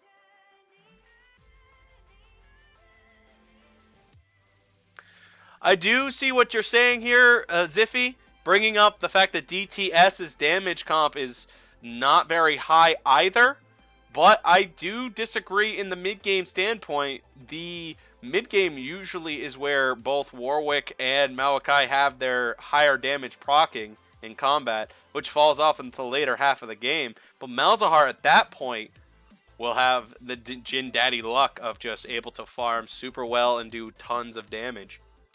Would love to see how that's going to work out for him. Certainly still waiting for my casting partner to show up. Should be coming back any second now. Any second now. Good evening. My name is Draxier, and we are here for Game 2 of AllOneLane versus TssT. So, Draxier, glad you're back. Gotta ask some questions, though. A lot of people are curious. Me specifically is, why is AllOneLane going with this type of comp style? Their damage is looking a little on the low side, don't you think? So this is reminiscent of a LCS composition where you put a lot of the weight on your AD carry. They wanted to try a Galio composition, so I said, all right, let's try a Galio composition. So the idea here, right, is you have a guaranteed initiation with the Jarvan ult into Galio ult followed immediately. And if that Jarvan ult is on someone without flash, that is a guaranteed Galio ult landing, and that's quite a bit of damage, especially with the meta Galio builds as of now. Roa, Protobell, we're talking Rabadon's, Void Staff, Sorcerer Shoes. So that's a lot of damage coming in from that Galio. So it's more damage than you would think. Tristana, of course, being the S tier number 180 carry of this patch, can definitely put out enough damage to offset the lack of damage in that top lane. Not to mention, Poppy can use his use the E to condemn inside J4's self-made ultimate, as well as can basically make some heavy engage, so they can really lock down Jin Daddy if he gets caught out of position. Jin Daddy here for the first time has been brought back. I don't know what kind of conditioning they had for him, whether it was, well, you know, Jin Daddy's just going to win the match for us anyway, so we might as well just bench him to not even use him at all, so people don't figure out his strategy or something. But he is, Jin Daddy, the number 1 mid laner in Duo Esports right now. He has statistically the highest amount of CS. You'll be seeing the CS to come here, and you'll be pretty much amazed at how well Jin Daddy has been able to take control of the games that he's been playing a part of. It's been almost to the point where it's almost a 1v9 consecutively because of how DTS's circumstances have been. Do keep in mind, though, that on a champion like Malzahar, it is quite difficult to have that 1v9 possibility. Malzahar, of course, having his greatest strength in that lockdown and zone control in his ult and silence, respectively, relying quite a bit on some team follow-up to make sure that team fight goes properly. This is actually a big issue I see in a lot of the duo League Esports compositions. Is if you take a look at the DTS lineup, you have Maokai, right? A very standard LCS tank pick. Warwick, who is not picked in the LCS, is a solo queue S tier pick. Malzahar, who is again following that LCS style S tier pick, and of course in solo queue the B plus A minus tier pick. Then of course you have Caitlyn Janna, which is more of a solo queue type bot lane style. So you have a mix of LCS and solo queue style composition here, and I think that makes the overall composition a lot weaker than if you kind of went all or nothing on either side. So the big question everybody must be feeling right now is, can AllOneLane get their first 2-0 victory? They absolutely have to have this one. Can they make it happen? Is it an impossible deed? Or do you think your coaching is just that good and they're going to get it? Well, like I said, it all really ends up being how they play this early game. I did give them quite a bit of tankiness in the mid, top, and jungle, which does make it a bit easier to survive the early game. Oh, a pause. And there's our Duo Esports standard. It ain't Duo Esports game if it's not with a pause. And of course, in the bot lane, Tristan and Nami having the priority over Caitlyn Janna, unless Caitlyn Janna play perfectly, in which case, of course, it goes to Caitlyn Janna's longer range poke. Yeah, the offset. Yeah, one of the safest bot lanes you're ever going to find is a Caitlyn and a Janna. It's very difficult to get on top of them, and almost at no point in the game is it a freebie to get those two. You really have to misplay pretty aggressively in order for you two to be in a bad enough spot for you to be taken out by a gank. Statistically speaking, it is one of the most safest bot lanes you're ever going to run into, so I guess that's definitely TssT's style. They don't want BlueDit to get a bunch of kills. They don't want him to get fed. So pick a really safe bot lane, stay very safe, and just keep your distance while you get some good shots in. Do keep in mind that in the Duo League, people are not necessarily playing their main roles. Takey, in fact, not an AD carry main. His only AD carry that he plays often is Lucian. So having banned that out, he's kind of forced to say, all right, well, I don't play any other AD carries, so let's just pick someone that seems easy and let's first time it. Well, certainly something TK is going to have to get comfortable with, because here we go with the Caitlyn option. Now we have other choices sitting on the table right now. Rem is taking Poppy against the Maokai. Poppy used to be one of the most dominating, couple patches ago, used to be one of the most dominating top laners, just able to take control of games. Ever since that rework, Poppy just seemed to be a devastatingly strong force. But now Lucius Best says, I'm going to take Maokai. It's Season 8 now. We can forget all about that Poppy era. It's time for the tree. And the tree Maokai at Season 7 has been, well, a very fun and a very interesting top laning choice, I have to admit. Gonna be a big wet noodle fight the whole way through. Tries to get the E shot off, but it's TK gonna say, hey, I'll take a little bit of that free shot, if that's what you're trying to do. You're absolutely right. Poppy being one of the biggest menaces during the Sunfire Iceborne tank meta of early Season 7, I believe, now falling into despair. Not many people playing Poppy, as she is weaker than the other top tank picks of this current meta, Sion, Ornn, and occasionally the Maokai. However, Poppy, not being seen, has one of the strengths of the enemy laner not knowing exactly what she does and when she does it, having surprising amount of early game damage in her Q. I believe having max HP damage in both the initial Q and the burn after it, a couple seconds delayed afterwards. So we'll see if Remrem can pressure down Lucius Best in this Poppy versus Maokai matchup. Definitely favored for the Poppy in the early game. However, Maokai having greater team fight applicability as the game wears on. Right, and one of the big things about having a Poppy on your roster here is you're basically saying, I'm not going to let you have a dash move, I'm not going to let you have a play. It's the second pause coming up in this one. We do not know exactly who's the one who's DCing here, but let's hope they'll be able to fix their issue. This match is extremely potent for both sides here. DTS needs the tie. They absolutely have to have a tie to make sure that they feel secured. AllOneLane, if they can get the win here, they might be looking back inside playoff door again.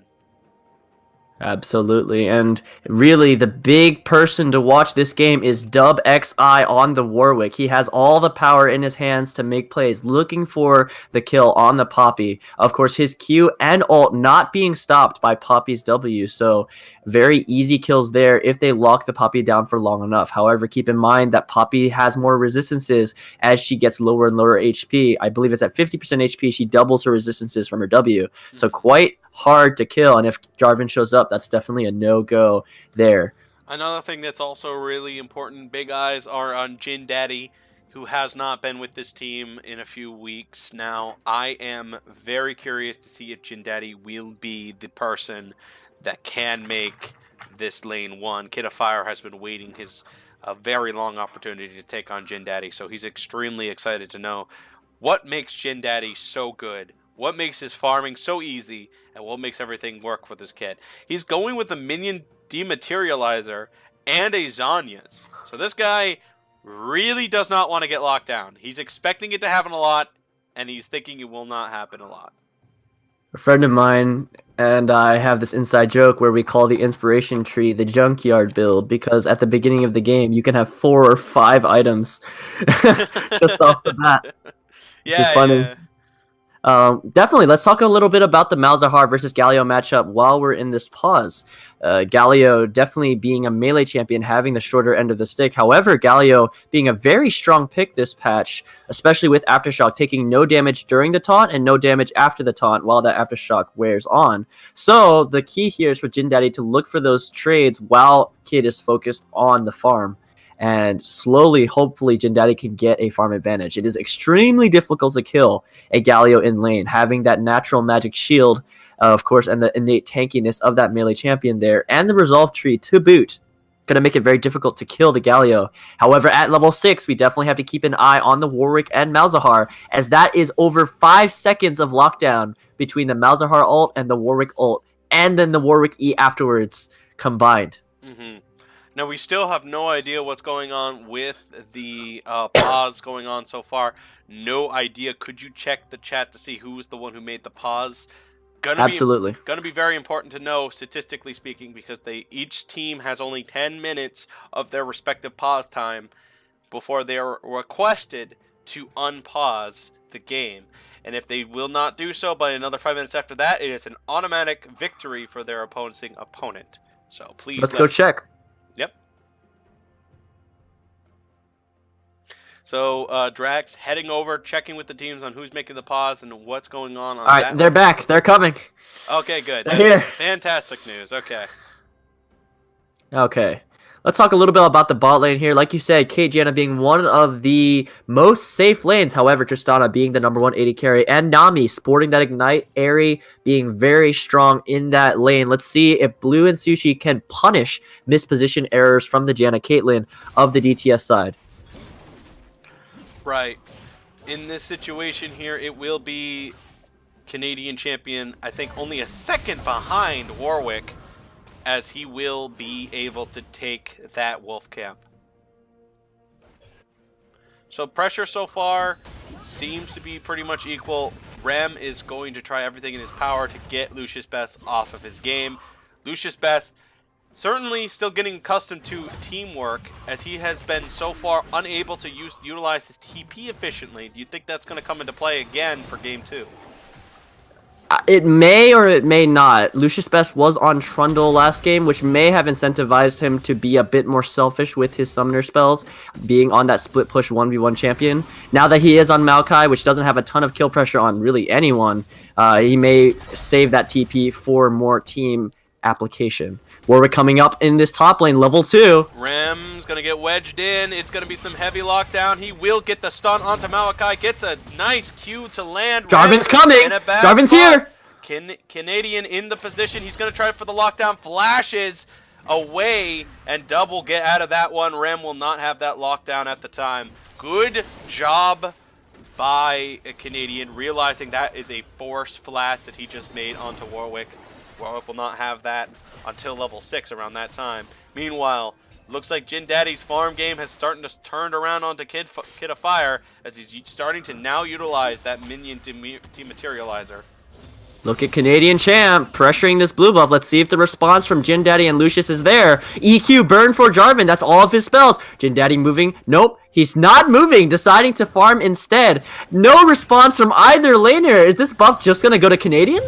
And oh my. Dub's going to just watch his buff go. As he's going to do absolutely nothing as that happens. By the way, wow, the camera did not want to watch that at all.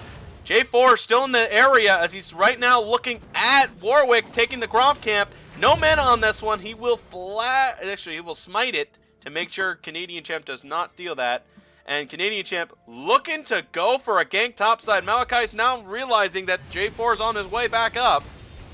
And there's some great vision being placed by DTS here. There's a ward at the entrance to the blue buff and a ward at the top, making sure that gank didn't go off. Yep. So good secure and steal by Canadian. Really solid job. Warwick's now playing the catch-up game as J4 was unable to make the gank happen. Starting to work on his Raptor camp. One of the best things that can tell you if a Jarvan player is extremely good at this game, and really you only see it at the highest levels of Diamond and beyond, is the Jarvan EQ into the flash, predicting the enemy flash. So if he pulled that off there, I was looking for it. He didn't go for it, but it is one of the coolest things you can see a Jarvan player do. Not extremely... Oh, gank going on mid lane. Taunt lands. Jin Daddy will flash to get out of there, and Canadian does not get the knock-up he was looking for. Jin Daddy will survive that situation. The pressure still comes through. He gets some free autos. He will get some quick damage onto Jin Daddy, who is basically expecting Canadian to leave, but just, you know, he's not leaving, so Jin Daddy's not going to be able to get that play. Kid of Fire's pressure is working right now. He's backing off. He's going to probably use his TP to get back to lane. It's actually a great play from Canadian, allowing Kid to get a good back timer. However, you did mention Jin Daddy being exceptionally good at farming. He has a 10 CS lead over this Galio, quite a bit accumulating, and as that goes on, means earlier power spikes for that Malzahar. Yeah, no kidding. And DeFluff and TK here certainly feeling and looking like they've got the right angle and the right position. Not quite, actually. It may look like they're doing all right, but look at the farm levels. Tristana heavily pressuring the Caitlyn. 25 CS on the Caitlyn. Janna taking 5 for herself. This Tristana bot lane is doing some work already. No kills going down for either team. That's when you have to look at the farm levels to know which side has the advantage. Jin Daddy with the spell shield on proc. Looks like Kid's going to try to get rid of that. Force Jin Daddy to back off. But meanwhile, it's going to be a lot more minion aggro that Rem is taking. He's going to get some damage and autos off. Lucius Best will be getting his passive to come back, giving that health back to him. And Jin Daddy now low on mana, but Kid of Fire is just keeping up with him the whole way. It's actually pretty impressive. So far, his mid laner opponents have always lost momentum shortly afterwards. But this has gone really well for Kid of Fire. Yeah, the Galio pick, as I said, being exceptionally hard to bully, and Malzahar being one of the weakest early game champions in every aspect except for pushing waves. Kid of Fire dealing with that wave clear exceptionally well. It is J4 looking for some trouble here. He will get rid of a control ward that Warwick had placed earlier. And that is an Infernal Dragon. An Infernal Dragon. That is something very easily taken by Warwick at level 6. Something to very much be careful as a J4. Face checking the Warwick. Yep, he will walk right into him. Some big damage. Canadian will get some autos off. He's fighting. Galio comes in with the ultimate. Gonna land on point. Stun. Taunted. Boom! Tristana's here. Jumps into 2 members. Ooh, the bomb damage was gonna be enough, but here's the heal and the barrier to make it have 0 chance. Great job by Kid of Fire on that very alerted roam. They've got themselves an Infernal Drake to take as Rem trying to get the better on Lucius Best. That health percentage is working well. Lucius definitely does not want to deal with it anymore. Uses the ultimate in a self-defensive position to force Rem back away from him. Keep in mind, it's happening again. Look at Rem's summoner spells. Has the teleport up. Got that very nice back timer off. Lucius not finding the same macro available to him. And there's an Infernal Dragon for AOL and the top lane victory. Look at the farm levels. 15 CS behind after this wave and has the teleport disadvantage. And Jin Daddy here is not on the right position.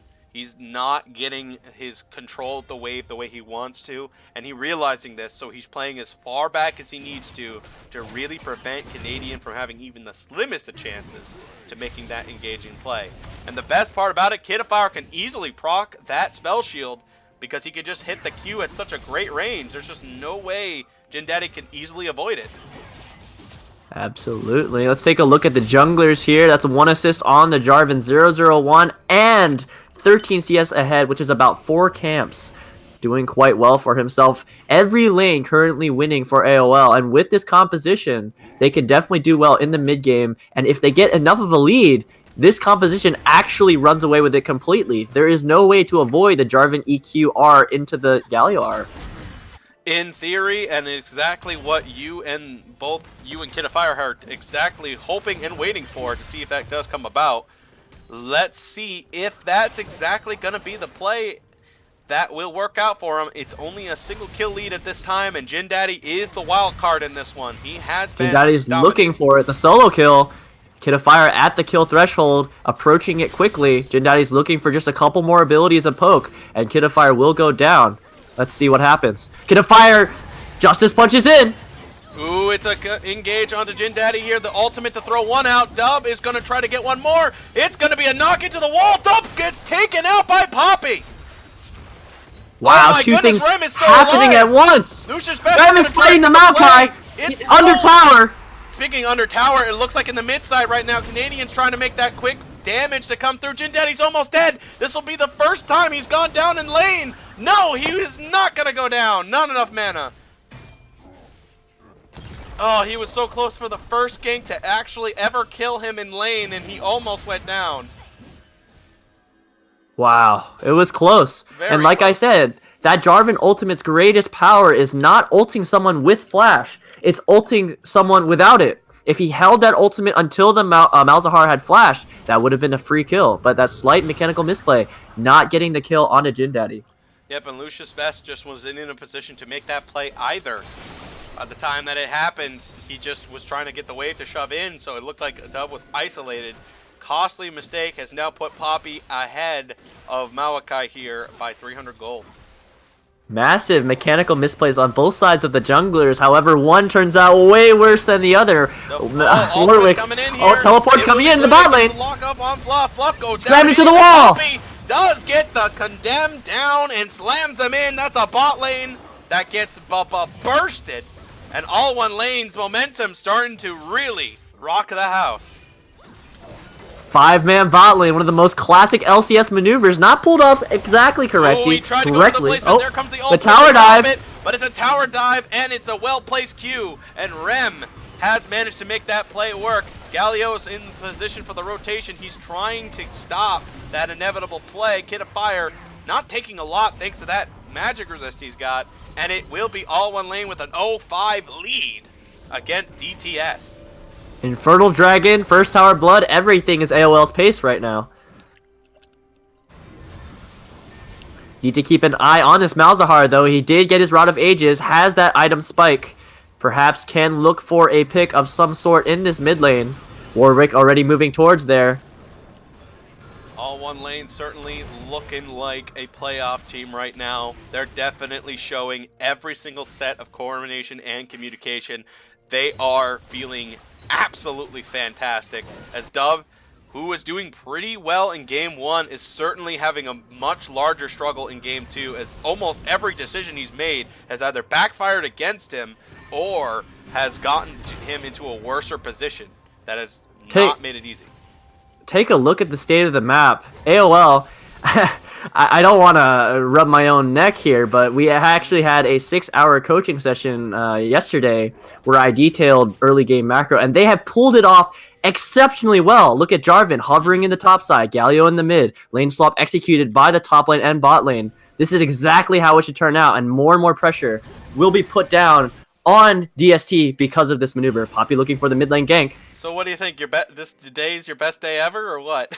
I'm feeling pretty good. I'm feeling pretty good. All right. Well, TssT certainly is feeling a little winded right now as they are caught in a little off balance as they've never seen AllOneLane look this coordinated. The rotations of bot lane to top lane and top lane to bot lane has been made, and AllOneLane still has the upper hand farm-wise and kill-wise. And Rem is certainly going to take advantage of that play. Going to get a stun to happen. Lucius Best going to swing right back, and Rem has the health percentage. Going to hurt him out in a bit. Canadian is going to get some help here. The ultimate flash in. Warwick's out, and Galio will end up getting some company here. Gonna have more than Rem one, is though. here. The ultimate ends up missing, and Kid of Fire going to take advantage of it. The Q that lands is 2 more members going down, and the red buff falls to Poppy. Rem chasing after the Maokai here, and Jin Daddy's got to be stunned. His teammates are all of a sudden going down fast. 0-0-0 on that Malzahar mid lane. Spell shield. Are they going to go for it? Rem dives. Malzahar ult lands. Taunt lands as well. Rem will not get into a bad enough spot to warrant a report, but will end up being completely okay thanks to that heavy passive from Poppy. And we're already past the 10-minute mark, so that passive is probably even bigger with the resolve that he's got. This is going to be a Mountain Drake secured Could not by be any better for AOL. AllOneLane at this stage. 0-7. Your opponents are struggling. Jin Daddy is still looking like the 1-9 team, and you're playing very clean, and you're getting every skill shot to land and connect. AllOneLane looking very good right now. Can he get that? Rem. He can't. Will not be able to do that. Oh, the lockdown. Look at the top lane. Here comes the Fluff to use his own ultimate for the safety play. Here comes Dub. He will disengage immediately as he engaged because they backed off fast. This is the case where, in fact, it was interesting to see the fight around the red buff, as usually the fights happen around the top lane at this stage in the game. Now Jarvan hovering in the top side at that red buff. Warwick at his blue. We might see a 3v3 fight happen soon. Rem is in position in the top lane, not catching the wave in the bot lane. Slight macro mistake from Rem. Yeah, it does seem like Rem is not getting the plays he's looking for here, so he's just kind of not feeling it. Warwick going to counter gank the Jarvan. One misplay. Teleport coming in. Teleport canceled. Oh, Jarvan ults into. Galio's here. Flash taunt. Oh my gosh. Fist down. Kid of Fire grabs himself 2 more kills for the road. Fantastic play from Kid of Fire, knowing that Jarvan locked them down with the taunt flash into 2 members. Like you like to say, but bursting them instantly. So you said a TP was Zero. canceled on that one, didn't you? Yes, Lucius Best, I do believe, teleported top lane and then canceled it. Well, that might have been a very costly cancel because that ended up being an easy catch and grab for AllOneLane. They're going to grab themselves a Herald. They would, I would say, use it in mid lane, but who knows. Poppy's health percentage damage certainly getting on to Lucius Best. That percentage health damage working out pretty nicely. We might see a solo kill. He does not get that to land. Lucius Best gets knocked up. Here comes the Q. That's a lot of health percentage damage. He's very close to going down. has the EL soon. Got a little bit. He has flash up. Remember has flash up. He's got it. He's got it. A slight misplay from Rem eating into. Oh, Jin Daddy's ghosting down. He's looking for the first kill for DTS. It's like Galio comes down, saving Rem from death. And Warwick is on the hunt. Yeah, he is, and he's got him in sights. Kid of Fire racing back to Rem. It's gonna wait a minute. Oh no! Rem is all by himself. He's gonna go down. Kid of Fire cancels his own TP as he now has to fight against Warwick. I don't think Kid of Fire even saw it happen until it was after the fact. Oh no! Galio actually teleported to the mid lane trying to get down the tower, not realizing Warwick was on the hunt, coming for Rem. Rem left to the wolves, quite literally, by Kid of Fire. Where's the report ping spams? I know, right? Oh, that Jin Daddy's a little locked in there. Canadian champ in a bad spot. Malzahar does have ultimate. Yes, Can they make something happen? Oh, looks to be close, but it doesn't seem like they want to fully commit. That tower is not going to go down either. Jin Daddy and Lucius Best hold the tower long enough. Take a look at this top lane. The Caitlyn is being pressured, and one of the reasons why I drafted Nami into this comp is Caitlyn Janna may be safe, but they have no innate sustain. So over the course of trades, Nami will slowly heal them back up. And Caitlyn's suffering at this Tristana poke. Yep, and it's certainly crits that are coming through here with a full item ahead of the Caitlyn. It is going to be extremely difficult for Caitlyn to play the catch-up game here, and the tower at mid will be going down. Yep. Top lane as well, falling on all sides. AOL is converging on DTS's squad. And they're certainly converging well as tower after tower falling is all the first ones. Not as fast as it was in game 1, but it's definitely a much different tale for sure. Look at the top lane, Warwick converging on the Tristana. Tristana on me way too far up. Ooh, Ultimate cancel by the Tristana ult buffer. Incredible timing by Bludit. Teleport comes in by Remrem. That's a cancel This and is a half a right there. 5 situation. 4 members up there? 5? Yes, 5 members up there. 5v3, you don't really win those in a normal situation. Warwick's still trying to wait for something to happen. It's still a 5v3 situation. Warwick's trying to come into play. Remrem engaging onto the Maokai. This is still a 3v4. Malzahar is in the mid lane. In a bad spot here in the knockup. Poppy feared on. Galio comes in. It's a 4v4. Let's see if they can get the re-engage. Jin Daddy racing his way up there as the fight continues. Taunt misses. Tries to get the Q and will land it, but misses the taunt. J4 on the split. Has no one to deal with right now as all 5 members are top side. Jin Daddy now in the play. He's ghosting forward. He needs Tristana off of this play. He's not going to get it. And it's a TP now coming in by Malachi. And J4 now races his way to mid as the tower damage has been done. Small note about Tristana, both her W and ult will cast as long as you cast them, no matter what CC hits you in the brief milliseconds that follow. So if you use W as you're knocked up or ult as you're stunned, it will go off anyway, which is what happened in that Warwick interaction. Let's take a look at the Dragon. Yep, the Dragon 30 seconds, the Baron in 15, actually now 10 seconds on the clock. As it looks to be a interesting opportunity for AllOneLane. They have a very large lead right now. A Baron would probably put them to another level of lead. Is it a good idea to try to rush it? Definitely not. They have one Mountain Drake, however, their only DPS will be the Tristana with that attack speed. So with the Malzahar and Warwick pick, they could potentially lose a Baron fight. Definitely safer to go for the Infernal, and then after that, with the Infernal's increased damage on the Galio and Tristana, look for the Baron play. However, Drake is the next one. This is extremely vital for AllOneLane. They have, yeah, that Warwick's not even close. The Warwick's not even close. It's not contested. Free AllOneLane Infernal Drake, and that damage buff is going to be way more handsomer onto this team. And Rem is now going to be moved away by the winds, as it will be no engage by Poppy, and it will be another recontrol ward Tribush by Janna. Twitch chat actually mentioned itemization, so while there's nothing happening, let's take a look at the itemization. Someone mentioned Warwick actually built Warrior instead of Cinderhulk, going to make him almost completely useless in these team fights, as he will pop instantly under the pressure of even the Poppy with that Warrior pickup. Right, and on top of that, he's also seems to be going for a really bizarre build direction here. I was thinking maybe he was going to go for like the actual Sunfire Cape for a moment, but then I saw the health bead. And now I'm just like, where is he going with this build direction?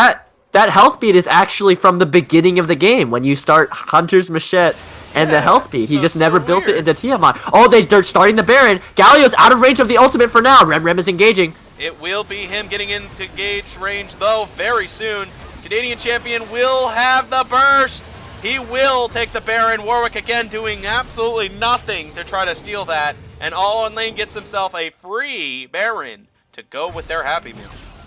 Like I said, if you looked at Canadian Champ's health amount, if all 5 members of DTS were there, they could have punished that quite severely. However, Jin Daddy farming mid lane and their bot lane kind of doing a weird chicken dance around the jungle, not having the vision necessary to contest that. So great play from Sushi on that support role, clearing out vision with those control wards and the sweeper, making sure DTS doesn't have enough confidence to even attempt contesting a 22-minute Baron. Yep, and they could not do it at all, even risking the fact that they, would most likely fail. They didn't even try for it. So that's honestly very good pressure-wise. They're going to get a ward. Jin Daddy ghosting. Yeah, very strange decision. I think he wants to get back to the mid lane as quick as possible. Flash is available. Lane. He wants it, but he's not going to force himself to get it. It will be the entire way of going to him here. And his Canadian farm champ is, looking for some and action. Yep, and his usual best in farm, obviously a CS per minute average that we all know and love from Jin Daddy is still in play here. Here comes a bot lane and a jungler. Maokai in trouble. Maokai goes for the ultimate. His root will last only a brief moment, and the tower goes down in an instant. Here comes the rotations here, and Jin Daddy is on his way down as well. Rem trying to catch out Jin Daddy. Will goes for the Janna instead. The Janna on that, and Rem gets the kill. Oh, wow, boy, did Janna just get caught like a deer in the headlights. Just froze up when AllOneLane showed up on that one. And that will be a tower from the inhibitor going down. Engage from Canadian champ. It will be a flash here by Jin Daddy. He is still unable to be killed in this matchup while the fight continues. Rem is getting pressured in by Maokai, and it's going to be Jin Daddy trying to take out the ADC. Bludit dodges his own redemption. And next level dodges, puts on his dance shoes for the wrong floor. Rem engages underneath both towers. Galio comes in. It's going to be a wombo combo come in. The taunts landed on all sides. Get a fires the Q the wrong direction, but it doesn't matter. Bludit takes out the Janna. AllOneLane looking for the early win here as they've got all the pressure in the world. Rem is getting the auto attacks that come through. It will be not enough, and even with the crit going on, the tower on the Nexus comes down. J4 takes out the inhibitor on top side, as well as the top tower. Great job on that rotation. AllOneLane almost has complete control of DTS. What an engage by Rem, engaging into 5 people under 2 Nexus towers, knowing that Galio ult was there. Very ballsy from Rem, having to take this with that Sunfire Spirit Visage. I'm not gonna lie here. AllOneLane almost looks like a completely different animal. Whatever changes they went through has been answered and has been solved. Whatever questions that you guys were having certainly is looking like all the right pieces, because DTS has never been pinned in by a single kill in their entire history. And that is extremely impressive, especially with Jin Daddy on the other side. Look at Jin Daddy though, 0-0-1 with 251 farm. Report my team for feeding. It's starting to look more and more like solo queue for the poor Malzahar. What do you think can happen to bring DTS back into this game? I honestly do not know. This is all but over from the way I look at it right now. They don't have an opportunity to get much of anything. AllOneLane has so much control and so much map pressure and the extra Inferno Drake damage. Rem looking for the engage. Defluff's got nowhere to go. He's going to end up being caught on the way over. Defluff will end up using an ultimate to stop the inevitable burst. Canadian champ will try to get a catch, but does not seem to work. Galio's here. Bludit. Comes an ultimate and Sushi moving in. Sushi's ult will end up missing badly, sadly, because Jin Daddy ults for the Jarvan. He's going to ult for the Jarvan. Surprising catch and play. He's going to end up taking out J4. Kitafire ends up getting womboed and ends up surviving that wombo to get another kill to go, as well as 2 more members go down. Jin Daddy still alive, barely holding on as he's head back to the fountain. And it will be the next Nexus tower going down here at 1-15. You couldn't make this up. Kill the Malzahar! Kill the Malzahar! Will end up going down. Jin Daddy, for the first time, has gone an entire game without a single kill. I can't believe it. There's no way. How did AllOneLane do this? This is impossible. How did they do it? They were on the brink of losing playoffs to looking like the most legit playoff contender I have ever seen in their entire history. What an incredible turnaround for AllOneLane, and what a convincing 2-0 on DTS. And Jin Daddy is left shocked as he is gone for the first time with no kills and 1 death. Incredible. There are tears in my eyes. I'm so proud. I'm so proud. What a team. Ladies and gentlemen, you got to get this guy to be your coach. Just win. Just win. No, winning. I cannot take Listen, the credit for winning. this. Watching this team pull off such a complicated strategy, like you said, at match select, when you have one damage threat on the Tristana and no one else dealing enough damage, it is extremely hard to pull off a composition like that because it requires intense communication and focus to make sure that you're prioritizing the correct targets. When you have multiple damage threats, it's a lot easier to make mistakes and get away with them as if one person goes down, you're not done for. But because they kept Blooted alive and they kept everyone alive, in fact, the entire game, they were able to pull off the composition beautifully. I don't believe we saw too many Jarvan ult into Galio ult engages. And in fact, even in training and scrims, Kidifier and Canadian always struggled to land that specific combo. In fact, even when Remrem was on Camille, the combo wasn't there. However, that's something to work on. And in the future, as AOL gets the hang of that specific engage combo, this team is going to be on fire. Well, they certainly look like they got some spark of life into them. They could definitely go for some more wins. This win we could start talking about AOL getting back into the playoff groove. Let's talk about damage real quick. Poppy, 19 damage. 19.6k damage. My goodness, Poppy dominating with that health percentage damage. That's crazy. Do keep in mind, though, that this damage chart specifically is quite inflated. A lot of Poppy's damage was against the Maokai, and Maokai being a champion that heals back the damage that you deal to him, that number is inflated most likely by about 10,000. So a more accurate number would be around 10 to 11,000 for the Poppy, which being quite formidable, even more than Blooted on the Tristana. Definitely a fantastic performance from Remrem. Final thought on this one, Jin Daddy, for the first time, was actually not the highest damage on his team. Malzahar, the early game, Malzahar clearly did not seem to work the way he was intending, and it looks to be like Jin Daddy has been for the first time not the highest damage on his team since week 1, and then we're at week 7. This is the very first time he's not in first place, and this is really shocking. Because considering how well that coordination had worked out. Let's take a look at the damage taken here. Poppy self-mitigated damage, really good. Had the 31.7k on that one. Love the fact that I'm seeing a lot more survivability on that Poppy, and certainly a lot more damage. Poppy's damage, whoo boy, that was really good. And the damage taken certainly did his part. J4 ends up being the most.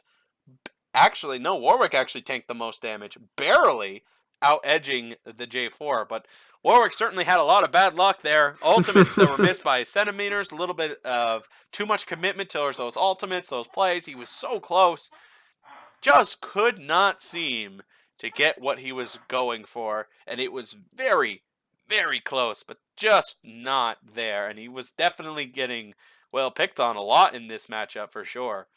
Well, let's take a look at that he ganked top lane at level 2, way earlier than the normal level 3 gank, so it put him behind in terms of clear time. And then Jarvan took the buff, adding insult to injury, while his team just sat in their lanes and watched, making the game almost impossible for Warwick to do anything about. And like I said at the beginning of the game, our eyes had to be on the Warwick to see what kind of plays he could make around the map, and when his legs were eloquently put by Twitch chat cut off, there was nothing he could do. Yeah, fun little skit bit for Twitch chat. Can't wait to see that stuff.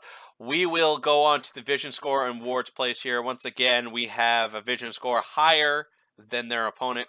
And I'm actually kind of surprised about this one. 18 Ward's place, 22 vision score by the Janna. Janna certainly could not get these visions to go where he was intending to put them because they did not seem to be very useful. As you can clearly see here, 22 on the vision score is the same amount as everybody else on the team between Maokai and Warwick, and they placed around 12 to 13. So it's really unfortunate that those Ward score were just not in the area and not in the right directions at the time. Anyway, the J4 34 on the vision score and a 50 for the Nami on the score of vision. Great job on that. Impressive stuff. AllOneLane has pulled off an incredible victory over DTS. Surprising victory, personally, in my opinion.